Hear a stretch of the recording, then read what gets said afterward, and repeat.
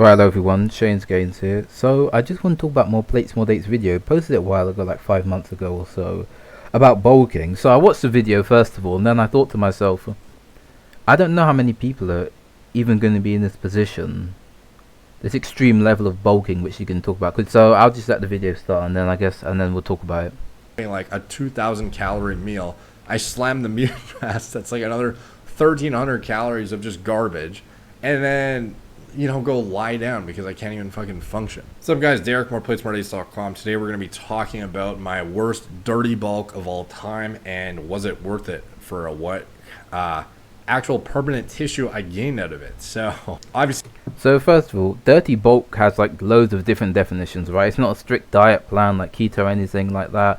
It's literally just you eat whatever you see. Effectively, you eat as much food as you can. So dirty bulking for different people are going to mean different things depending on how tall you are, what size you were originally, how many fat cells you had originally, your levels of ghrelin, your levels of leptin, the calorie density of the food you're eating, how much protein you're eating. It depends on so many different things. So dirty bulking generally is such a vast term, it almost becomes sort of like vacuous to use it. But I think the dirty bulking he's talking about here is like extreme level, like literally maximum gram per calorie, maximum like protein shakes. He takes some steroids as well. That's what his whole channel's about, steroids, what to use, what not to use, so on and so forth. But yeah, so his is the furthest extreme pretty much you can go out, in my opinion.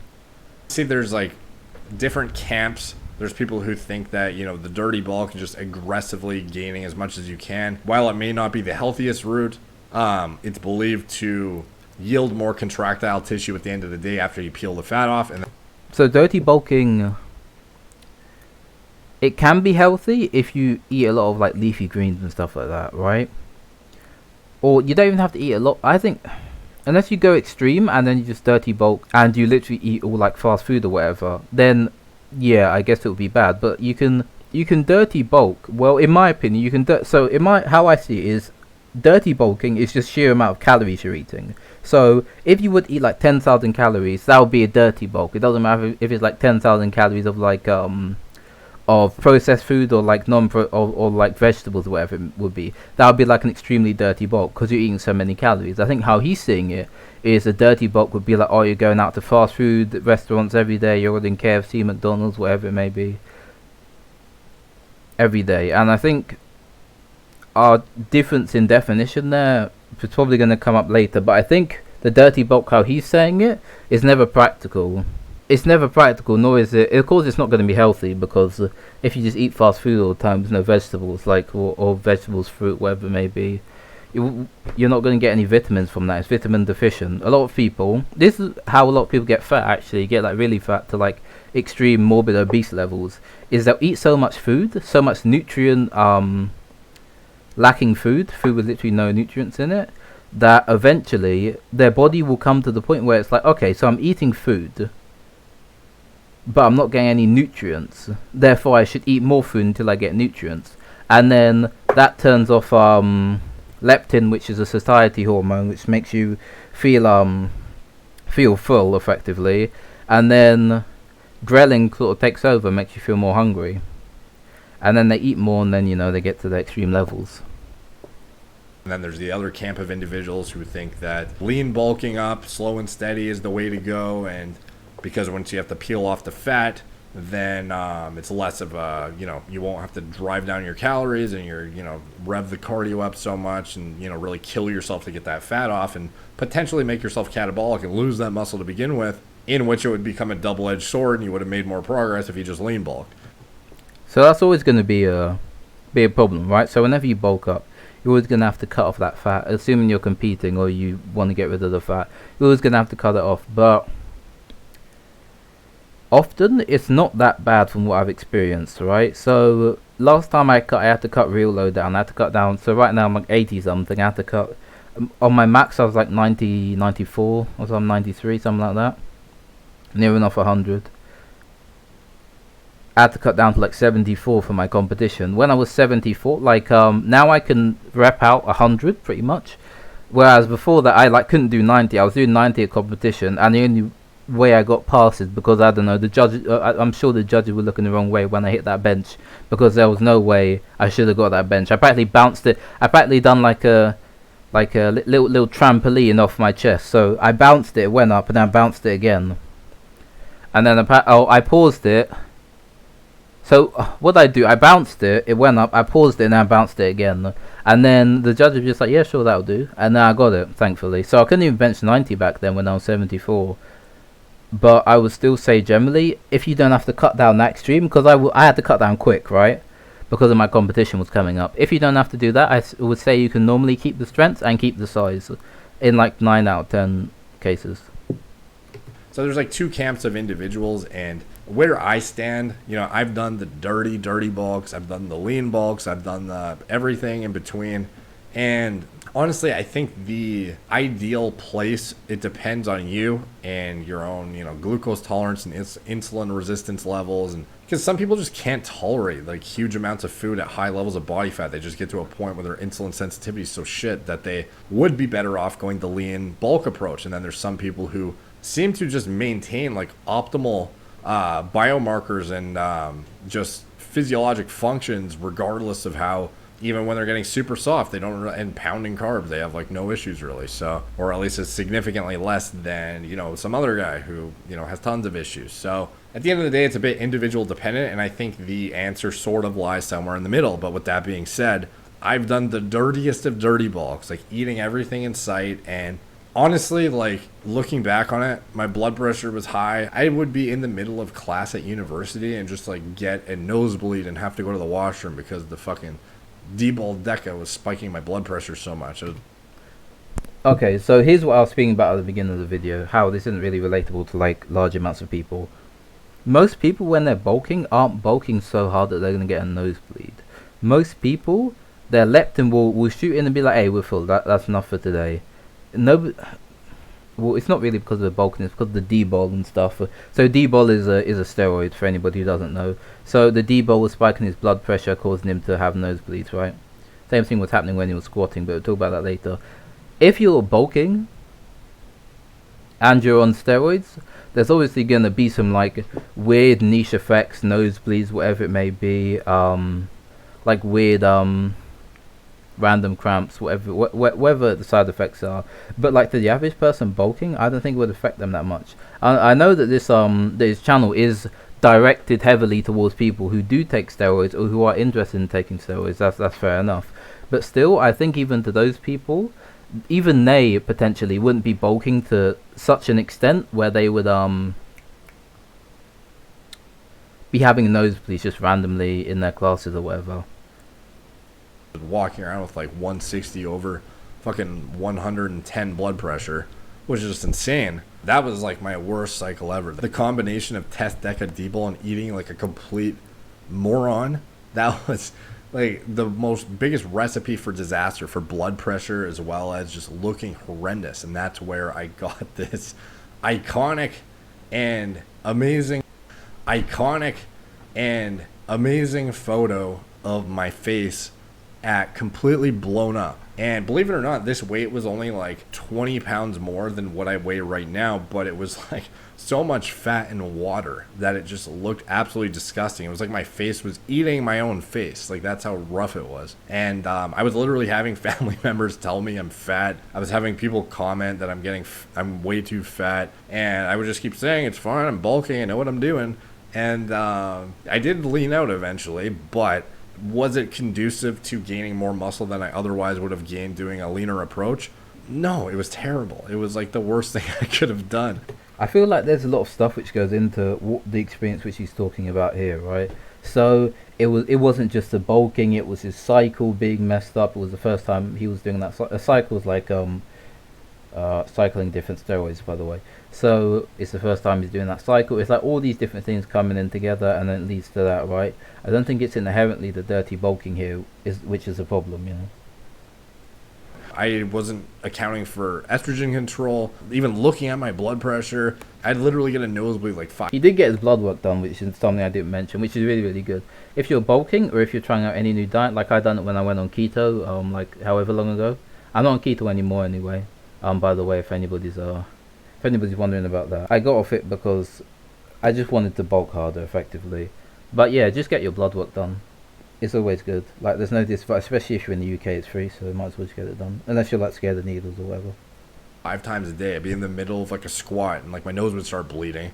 Like all this crazy, ridiculous shit. And I was just like, pounding the Snickers bar, slamming mutant mass shakes with milk. I'd like literally throw up and then go slam a mutant mass shake because I just threw up and lost my calories. I remember. Yeah, like I don't think even like the hardest people who are bulking, maybe like the hardest, furthest extent of people, but like most people, even doing an extreme dirty bulk, aren't gonna re-eat calories after they throw up. If they throw up, they're just gonna be like, oh, okay, I probably overdone it. They're not gonna be like, oh, I gotta pound another mutant mass shake or whatever it may be, which is just a protein shake, I believe.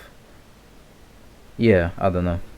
I remember walking out of a restaurant called Red Robin with my friends, and I just had like bottomless fries, bottomless, like they have a bunch of bottomless stuff there. I just had the most massive meal, and then I pull out a fucking 1,300 calorie mutant mass shake with milk in the parking lot, and I slam it after having like a 2,000 calorie meal. I slam the mutant mass, that's like another 1,300 calories of just garbage, and then go lie down because I can't even fucking function. It was just. Alright, yeah, generally, this is like a little side tip.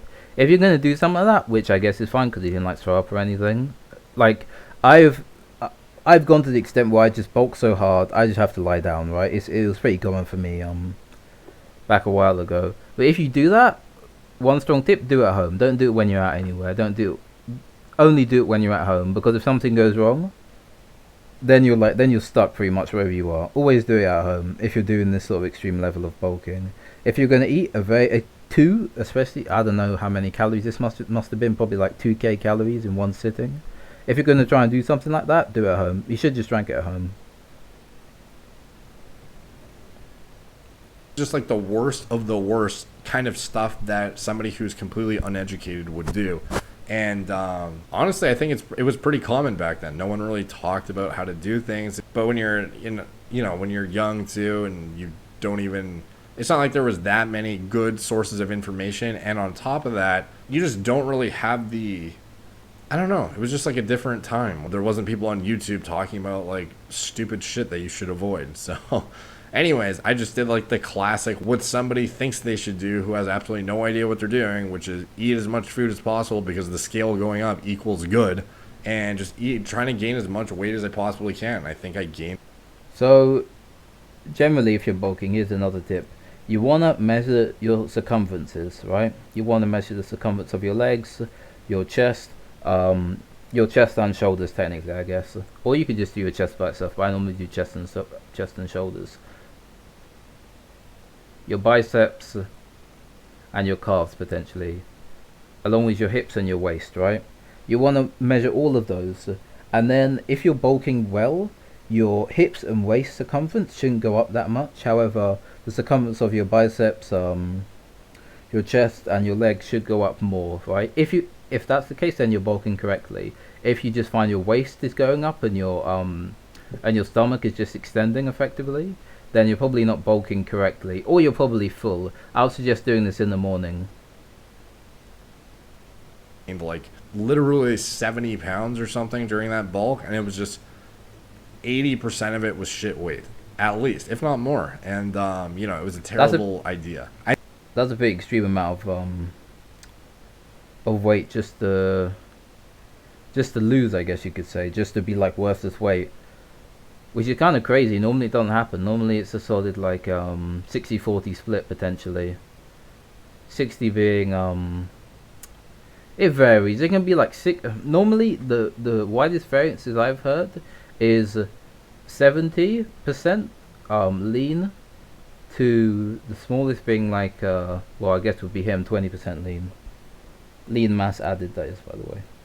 I think like a lean bulk with some like dirtiness thrown in to reach a calorie allotment is reasonable for somebody who has an issue with maintaining an adequate intake of calories. But just having like uncontrolled like see it eat it mentality and going with all like palatable foods that are super like sugar dense and whatnot just to hit your macros, it's like it's gonna just result in like a shit body composition and like horrible progress.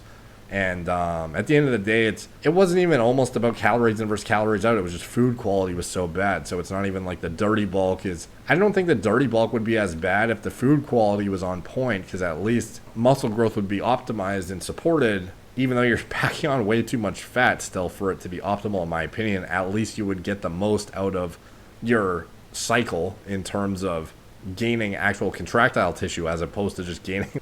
I mean, I think we said earlier there is a fair point as well.